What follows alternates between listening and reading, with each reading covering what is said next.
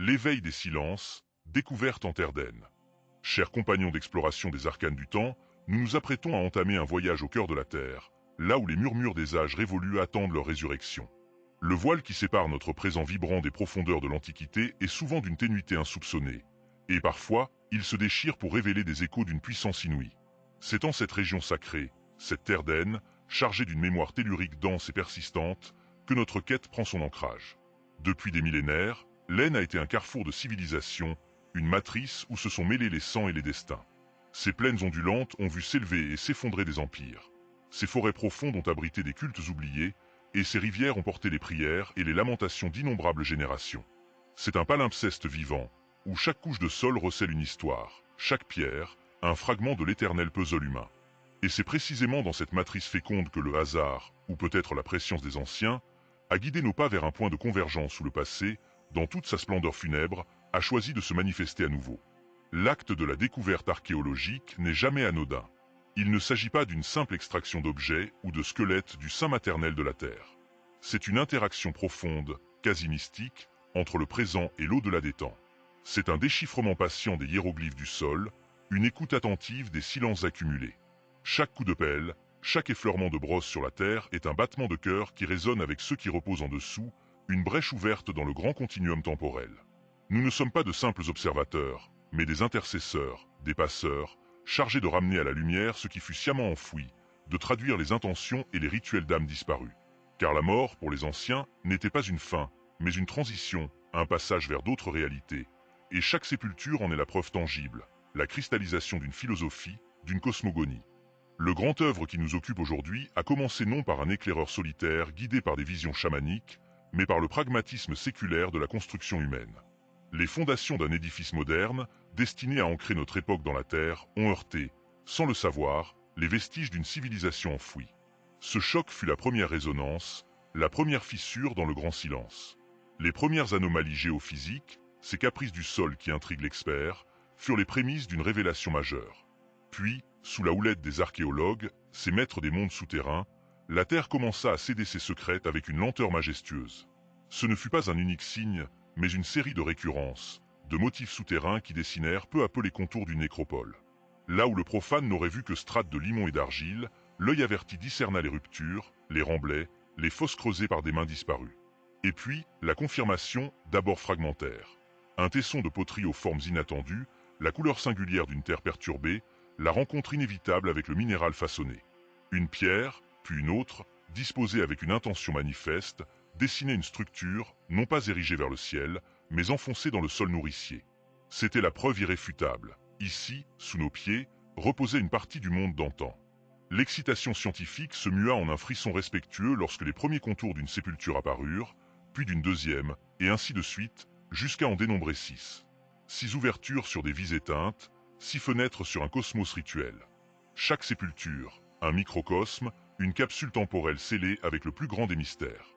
La multiplicité de ces tombes n'était pas qu'une statistique. Elle témoignait de la présence d'une communauté, d'un lieu d'ancrage social et spirituel, où la mort était célébrée et ritualisée dans un cadre collectif. Elles n'étaient pas des entités isolées, mais les maillons d'une chaîne, les chapitres d'un livre d'histoire muet. Au milieu de cette constellation funéraire, l'une de ces sépultures se révéla d'une poignante singularité, celle d'un jeune défunt. La découverte de restes juvéniles est toujours chargée d'une émotion particulière, car elle confronte notre propre humanité à la fragilité de l'existence, à la perte prématurée d'un potentiel inachevé. Ce jeune être, dont le nom et le visage sont à jamais perdus dans les limbes du temps, devient ici le catalyseur de notre empathie, le point nodal à travers lequel nous tenterons de percevoir les croyances et les rituels d'une ère lointaine. Qu'est-ce que sa mort a signifié pour sa communauté? Quels espoirs, quelles craintes ont accompagné son dernier repos?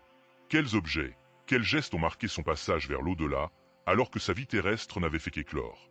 Cette sépulture, avec sa délicate cargaison d'ossements et les artefacts l'accompagnant, devint plus qu'un simple objet d'étude. Elle fut une clé, un fragment d'âme capable de déverrouiller des pans entiers de la perception antique de la mort. Chaque ossement, chaque perle, chaque résidu organique raconte une partie de l'histoire, non pas de l'individu seul, mais de la société qui l'a porté, qui l'a pleuré, et qui l'a préparé pour son grand voyage. L'éveil de ces silences n'est pas seulement le travail d'une pelle et d'un pinceau. C'est un acte de dévotion envers la mémoire, une tentative de réanimer les philosophies du trépas, les liturgies de l'adieu, les craintes et les espoirs d'un peuple qui nous précéda. Ainsi, cette première rencontre avec les vestiges oubliés d'Aisne n'est pas une simple introduction à une série de faits archéologiques. C'est une invitation à pénétrer un domaine où la science et la métaphysique se rejoignent, où le tangible et l'indicible s'entrelacent. Nous sommes face à l'énigme la plus profonde de l'humanité, celle de sa fin et de sa perpétuation au-delà du visible. Les 6 sépultures, et en particulier celle du jeune défunt, sont les premiers hiérophantes de ce voyage, les premiers guides silencieux vers les mystères que l'Aisne a si précieusement conservés en son sein. Le passé a choisi de se révéler. À nous, désormais, de l'écouter et de le comprendre. Pénétrons à présent, avec la gravité qu'impose notre quête, au cœur même des méthodes et des pensées qui nous permettent de déchiffrer les murmures de l'éternité scellés dans le sol de l'Aisne. Le deuxième chapitre de notre exploration, intitulé « Chroniques funéraires, sciences et rituels antiques », ne se contentera point d'une simple énumération des faits, il cherchera à unir les lumières froides et précises de la science archéologique aux flammes vacillantes et profondes des rituels ancestraux, révélant ainsi comment l'humanité a de tout temps tenté d'apprivoiser l'insondable mystère de la mort. L'archéologie, en sa nature même, est une science du temps, une discipline vouée à la résurrection des passés enfouis. Mais là où la matière se décompose, les pratiques et les croyances laissent des empreintes indélébiles. Chaque coup de truelle, chaque brossage délicat sur les strates millénaires du sol de l'Aisne n'est pas seulement un geste technique. C'est un acte de dévotion envers la mémoire, une tentative de percer les voiles du temps pour saisir l'écho d'une vie, d'une culture. L'analyse stratigraphique nous révèle l'ordonnancement chronologique des dépôts, tel un livre dont chaque page raconterait une époque. La carpologie nous parle des dernières offrandes végétales. L'ostéologie, science des os, nous chuchote l'âge, le sexe, les maux, les régimes alimentaires et parfois même les causes des trépas. Elle reconstitue non pas une statistique, mais un individu, un destin. Le cas de ce jeune défunt de l'Aisne, dont la dépouille nous invite à une compassion toute particulière, devient sous le regard de l'ostéologue le témoignage poignant d'une enfance lointaine, de ses fragilités et des soins qui lui furent peut-être prodigués en son dernier repos. Les artefacts, quant à eux, céramiques, parures, outils, armes, ne sont pas de simples objets. Ce sont les fragments d'une âme collective, des marqueurs sociaux, des protections symboliques, des provisions pour le voyage au-delà du seuil. Ils sont la matérialisation de l'immatériel, le concret des croyances. Mais au-delà de cette froide dissection scientifique, se profile l'ombre grandiose et complexe des rituels. Les sépultures ne sont pas de simples fosses. Ce sont des scènes rituelles, des théâtres où les vivants jouaient leur rôle dans le grand drame de la mort. Dans l'Antiquité, la mort était rarement perçue comme un anéantissement définitif. Elle était une transition, un passage, un voyage vers un autre monde dont la nature variait grandement selon les cultures, mais dont l'existence même était une vérité fondamentale. Les Grecs évoquaient les Champs-Élysées ou les profondeurs du Tartare sous le regard d'Hadès. Les Égyptiens rêvaient du chant des joncs après le jugement d'Osiris. Les Celtes, eux, envisageaient des îles bienheureuses ou un monde souterrain, le Cid, peuplé d'êtres merveilleux. Dans le contexte gallo-romain de nos sépultures d'Aisne, ces influences se mêlent et se superposent, créant un syncrétisme de croyances où l'héritage indigène se frottait aux pratiques et aux cultes romains. Les rituels funéraires étaient donc des rites de passage par excellence, une série d'actions codifiées destinées à accompagner le défunt de son état de vivant à celui d'ancêtre ou d'esprit et à assurer sa bonne intégration dans l'au-delà. Ils servaient également à pacifier les âmes errantes, à maintenir l'équilibre entre les mondes des vivants et des morts, et à permettre aux survivants de gérer leur deuil et de réaffirmer la cohésion de leur communauté face à l'inévitable. Le corps était préparé, lavé, parfois paré de ses plus beaux atours, comme si l'ultime apparence devait refléter la dignité du voyage. L'orientation de la sépulture elle-même n'était jamais fortuite. Alignée avec le lever du soleil, symbolisant la renaissance, ou avec des points cardinaux porteurs de signification cosmologique, chaque détail était imprégné de sens. Les offrandes, ciboires, lampes à huile, parfois même des animaux sacrifiés ou des provisions réelles, ne visaient pas seulement à honorer le mort, mais à lui fournir l'équipement nécessaire pour son long périple, ou à l'apaiser par des libations et des banquets funéraires, dont les traces archéologiques sont souvent des tessons de poterie brisés et des restes osseux animaux disposés autour ou sur la tombe. L'exceptionnelle découverte des 6 sépultures de l'Aisne, et en particulier celle de ce jeune défunt, nous offre une fenêtre inestimable sur la confluence de la science et des rituels. Le soin apporté à la disposition du corps, la nature des objets déposés à ses côtés, la structure même de la tombe, tous ces éléments sont des hiéroglyphes que l'archéologue et l'historien mystique s'efforcent de déchiffrer. Ils révèlent l'importance accordée à chaque vie, même la plus brève, dans le tissu social et spirituel de ces sociétés antiques. La présence d'un enfant en bas âge dans un tel contexte funéraire souligne la croyance en une âme immortelle indépendamment de l'âge et la nécessité d'assurer un passage apaisé pour tous, redoutant peut-être les maléfices d'un esprit tourmenté ou honorant la pureté perdue. Ainsi, chaque sépulture n'est pas un simple témoin muet du passé.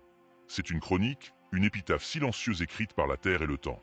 Elle nous invite non seulement à comprendre les techniques de nos ancêtres, mais surtout à ressentir leurs peurs et leurs espoirs face à l'au-delà. Le sol de laine, généreux en ses révélations, est un sanctuaire où la science et la spiritualité se rencontrent pour éclairer la profondeur intemporelle de la condition humaine face à l'ultime mystère.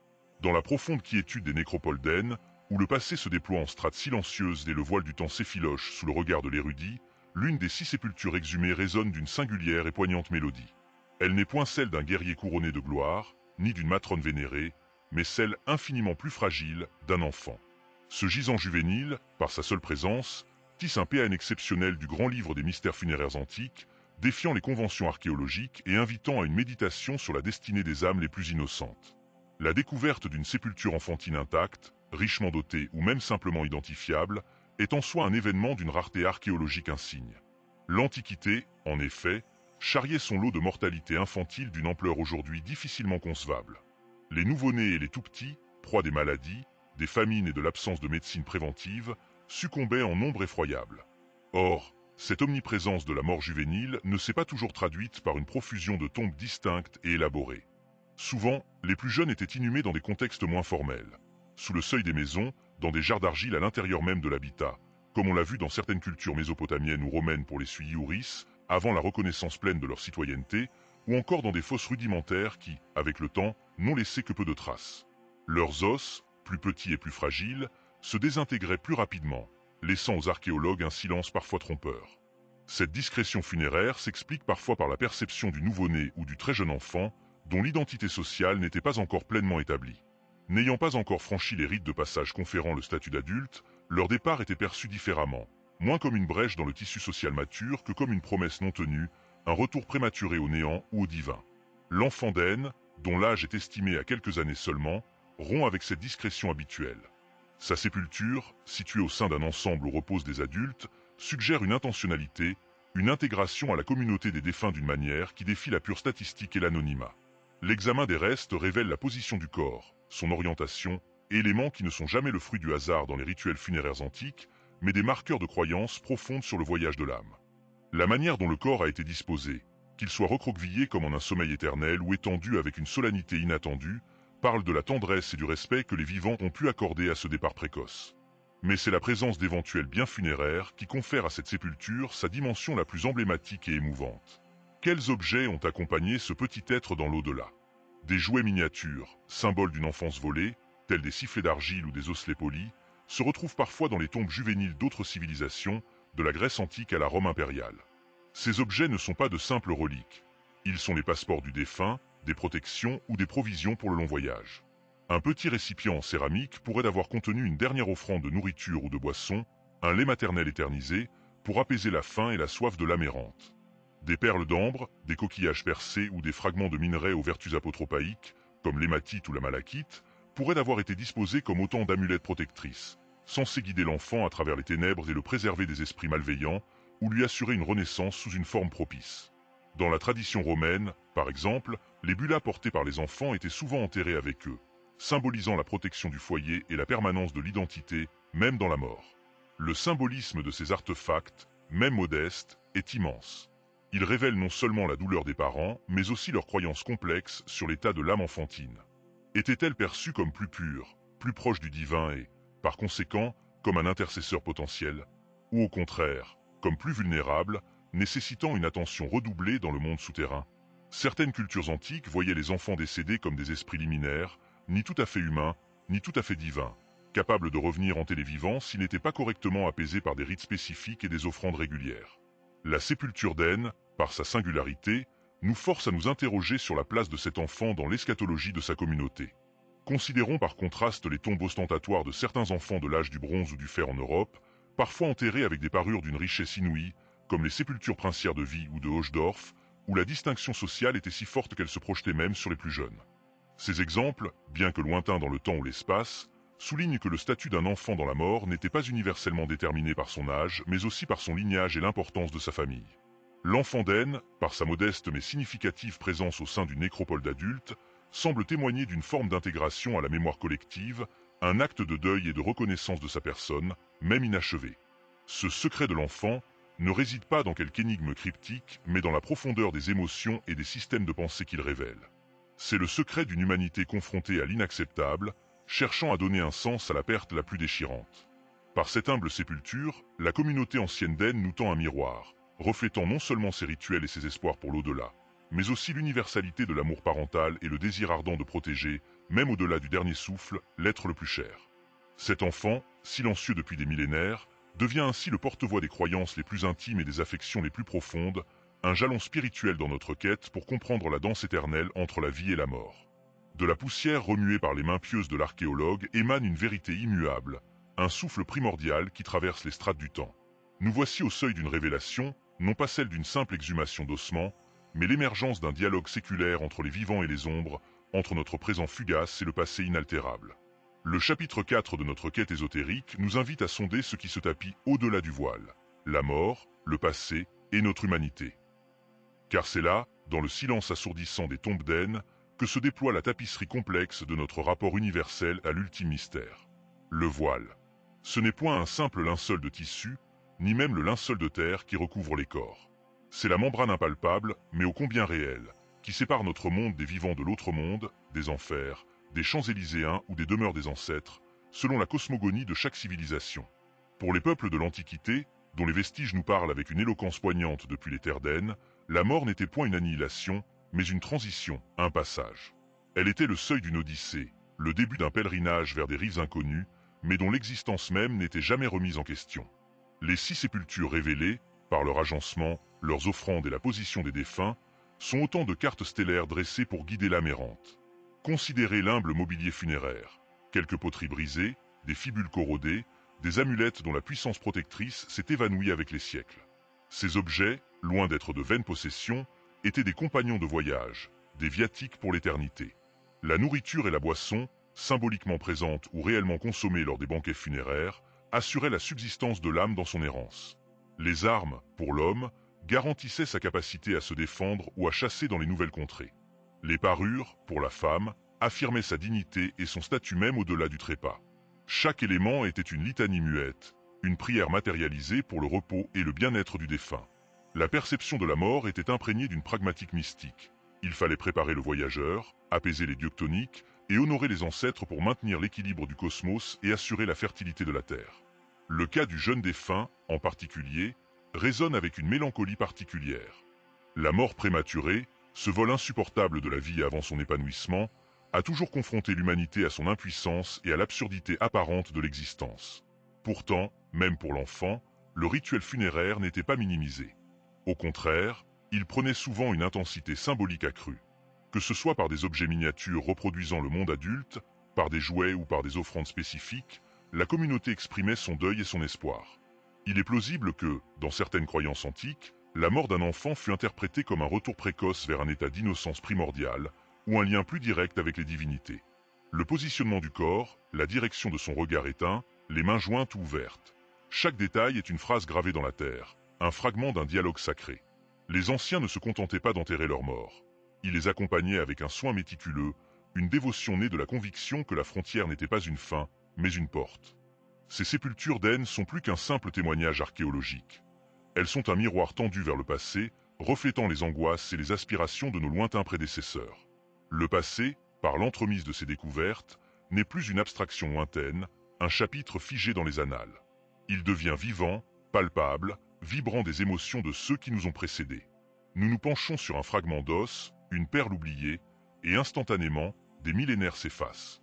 Nous ne voyons plus seulement des artefacts, mais les traces tangibles d'existence, les marques indélébiles de la main qui a façonné l'offrande, le battement de cœur de la mère pleurant son enfant. C'est là la véritable puissance de l'archéologie mystique. Non pas une froide analyse scientifique, mais une communion avec les âmes évanouies, une écoute attentive des échos silencieux. Et c'est dans cette résonance que se révèle notre humanité. Car les questions fondamentales posées par la mort. Que se passe-t-il après? La mémoire survit-elle? Y a-t-il un sens à cette fugacité? Sont des questions universelles qui transcendent les âges, les cultures et les croyances spécifiques. Les rites funéraires de l'Antiquité, aussi divers soient-ils, partagent un socle commun. L'expression du deuil, la tentative de maîtriser l'inconnu, le désir ardent de préserver un lien avec le disparu et l'espoir d'une forme de continuité. Qu'il s'agisse des lamentations des pleureuses romaines, des hymnes égyptiens pour le voyage d'Osiris, ou des offrandes gauloises pour les esprits des ancêtres, la trame émotionnelle est identique. Ces sépultures d'Aisne nous enseignent que nous ne sommes pas si éloignés de ces hommes et femmes dont les noms se sont perdus dans les limbes du temps. Leurs rituels, leurs craintes, leurs espoirs face à la mort sont les nôtres. Nous pleurons, nous honorons, nous cherchons un sens. Le corps inerte de l'enfant d'Aisne n'est pas seulement un vestige archéologique. Il est un memento mori intemporel, une invitation à contempler notre propre mortalité et la richesse de notre propre quête de sens. En levant le voile sur leur mort, nous levons le voile sur une partie oubliée de notre propre âme, redécouvrant les profondeurs d'une humanité partagée qui ne cesse de s'exprimer, silencieusement, à travers les échos millénaires de la Terre. Le passé n'est pas mort, il sommeille, et les tombes d'Aisne sont les sanctuaires d'où il nous parle, nous rappelant notre héritage commun face à l'énigme la plus sacrée de toutes. Nous avons traversé les voiles du temps, nos pas résonnant dans les galeries silencieuses des nécropoles d'Aisne, scrutant les vestiges ténus de vies éteintes, les échos figés de croyances immémoriales. De l'émergence des premiers rituels funéraires à la sophistication des pratiques d'inhumation, nous avons décrypté la grammaire sacrée de l'adieu. Or, l'heure n'est plus à la seule contemplation des ombres passées. Elle est à l'écoute des murmures qui, des profondeurs telluriques, se faufilent jusqu'à notre présent. Ce 5e chapitre s'élève tel un pont tendu entre hier et demain, entre les silences des sépultures et les clameurs de notre monde, pour sonder l'essence même de l'héritage que ces tombes, et singulièrement celle découverte en Aisne, nous lèguent. Car ces demeures ultimes ne sont point de simples réceptacles de poussière. Elles sont des codex de pierre et de terre, des parchemins vivants où s'inscrit une sagesse intemporelle. Les 6 sépultures d'Aisne, avec leurs modestes parures, leurs offrandes rituelles et leurs dispositions réfléchies, nous interpellent avec une acuité particulière. Elles nous confrontent d'abord à la dimension inéluctable de la mort, cette grande égalisatrice que notre ère, dans sa quête d'immortalité et de perfection technologique, s'ingénie parfois à reléguer dans les marges de la conscience. Les anciens, eux, ne fuyaient point cette vérité. Ils l'accueillaient, la ritualisaient, la plaçaient au cœur même de leur existence cyclique. La mort n'était pas la fin absolue, mais un seuil, une transition, un passage vers d'autres plans d'existence, qu'ils soient les Champs-Élyséens, le séjour des mânes, ou la réintégration au grand tout cosmique. Leurs rituels, méticuleusement orchestrés, l'orientation du corps, le dépôt d'un obol pour le passeur, les provisions pour le voyage, les amulettes protectrices, témoignent d'une conviction profonde en la persistance d'une forme d'être au-delà du souffle. Ce message est d'une brûlante actualité. Dans un monde où la mort est souvent médicalisée, aseptisée et cachée, les tombes d'Aisne nous rappellent la dignité intrinsèque du trépas et la nécessité de lui redonner sa place au sein de notre dialogue sociétal. Elles nous invitent à réévaluer notre propre rapport à la finitude, non comme une défaite, mais comme une composante essentielle de l'expérience humaine, un catalyseur de sens et de gratitude pour la vie éphémère qui nous est octroyée. Pensez aux stoïciens, à Sénèque exhortant à méditer sur la mort pour mieux vivre, ou au mystère d'Éleusis où la compréhension de la mort était la clé d'une vie plus éclairée. Les anciens d'Aisne, par leurs gestes funéraires, étaient les humbles dépositaires de cette sagesse primordiale. Le cas de la sépulture du jeune défunt, en particulier, résonne avec une puissance émotionnelle et philosophique rare. Ce petit être, dont l'existence fut si brève, dont les espoirs ne purent éclore, est un miroir tendu à l'humanité entière. La délicatesse des offrandes, la tendresse palpable des gestes qui présidèrent à son ensevelissement, transcendant les millénaires, nous rappellent l'universalité de la douleur et de l'amour parental. Ce n'est pas seulement un vestige archéologique, c'est un testament de la fragilité de la vie et de la force indestructible du lien affectif. Il nous crie, par-delà les âges, que chaque vie, quelle que soit sa durée, possède une valeur inestimable, sacrée. Il nous enjoint à chérir chaque instant, à honorer la présence des nôtres, car le fil de l'existence peut se rompre à tout moment. Cet enfant d'Aisne, enveloppé dans l'éternité du sol, devient ainsi un maître silencieux, nous enseignant la préciosité du présent et la nécessité de l'empathie. Au-delà de la mort et de la fragilité, ces tombes nous transmettent un message sur la mémoire et la postérité. En déposant leurs morts avec soin, en les parant d'objets, les anciens ne cherchaient pas seulement à apaiser les défunts ou les divinités. Ils posaient un acte de commémoration, une volonté farouche de faire subsister l'identité de l'individu au-delà de sa disparition physique. Les objets personnels, les insignes de statut, les représentations symboliques étaient autant d'encre jetée dans le futur, des signaux destinés à défier l'oubli. Notre propre démarche d'archéologue, d'historien mystique, est la continuation de cette quête millénaire. Nous sommes les dépositaires de leur mémoire, les passeurs de leurs récits silencieux. En exhumant ces vestiges, nous accomplissons un acte rituel moderne, un devoir de reconnaissance envers ceux qui nous ont précédés et ont façonné les strates invisibles de notre présent. Mais l'héritage le plus profond réside peut-être dans la vision cosmique que ces sépultures sous-tendent. Elles ne sont pas de simples fosses, mais des portails, des points de jonction entre le monde des vivants et celui des esprits, entre le temporel et l'éternel. Les anciens d'Aine, comme tant d'autres cultures antiques, percevaient le cosmos comme une entité vivante, animée par des forces invisibles, des cycles immuables de naissance, de mort et de renaissance. Le sol qui abrite ces tombes n'était pas inerte. Il était le ventre nourricier de Gaïa, la matrice d'où toute vie émerge et vers laquelle elle retourne. Cette perception holistique du monde, cette connexion intime entre l'humain, le tellurique et le céleste, est un enseignement capital pour notre époque qui se débat souvent avec un sentiment de déracinement et d'aliénation. En déchiffrant les mystères des sépultures d'Aine, nous ne nous contentons pas de reconstituer un fragment du passé. Nous nous offrons la chance de réactiver des vérités universelles, de réentendre des sagesses oubliées qui peuvent éclairer notre chemin. L'héritage des tombes n'est pas une simple collection d'objets ou de faits. C'est un appel à l'introspection, une invitation à réaligner notre existence sur des valeurs plus profondes. Le respect de la vie et de la mort, la puissance de l'amour et du souvenir, la reconnaissance de notre place dans le grand tissu cosmique. Que l'écho millénaire de ces sépultures nous parvienne non comme une simple curiosité historique, mais comme un oracle puissant dont le message, tissé de terre et d'esprit, nous éclaire sur la voie à suivre pour demain.